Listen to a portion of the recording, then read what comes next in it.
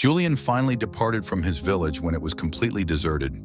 He had never left his beloved home before, but curiosity tugged at his heart.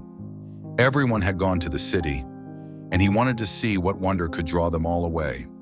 He packed a small rucksack with a few clothes, put on his most hopeful smile, and set off along the lonely road toward the city. When he reached the outskirts, two police officers stopped him. They questioned him at length, suspicious perhaps, because of the bright happiness on his face. For someone with so little, he seemed far too content. Eventually, they let him go, but their wary eyes followed him as he walked away. The first thing he noticed about the city was its restless pace. People rushed past him, faces blank, eyes fixed on nowhere. He thought surely there must be something extraordinary happening that day, something no one wanted to miss. So he began following a man who seemed to be in a great hurry. For hours he followed through streets, crowds, and traffic. But when the man finally stopped, it was only to open the door of a small apartment and step inside. Nothing wonderful had happened at all. That night, Julian slept in a public park. The ground was covered with scraps of paper and plastic. He smiled, thinking the city had invented new plants, with petals made of paper and plastic. But in the morning, when a man walked by and dropped his chocolate wrapper, Julian realized that the flowers were not flowers at all, just rubbish, left by people too hurried to care. He kept walking through the endless streets until he came upon a vast building full of lights and voices.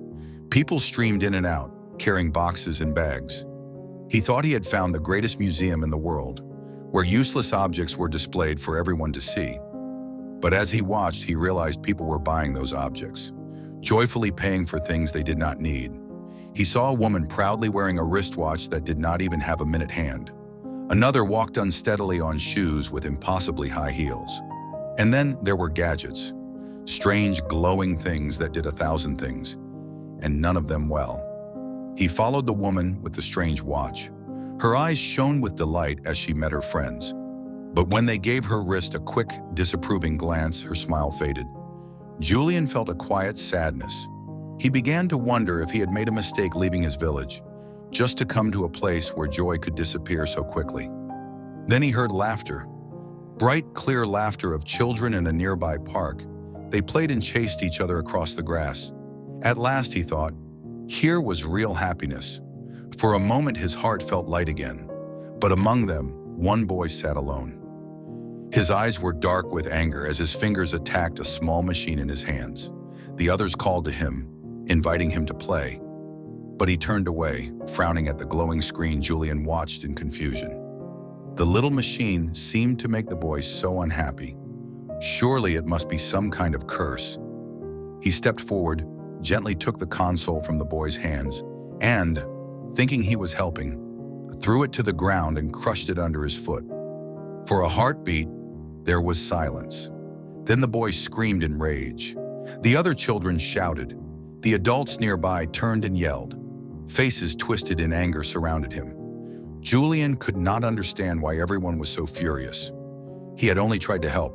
He ran, down the path, out of the park, through the busy streets, the shouting fading behind him until only the wind was left. He did not stop running until the city's noise became a distant echo. The open road lay before him once again.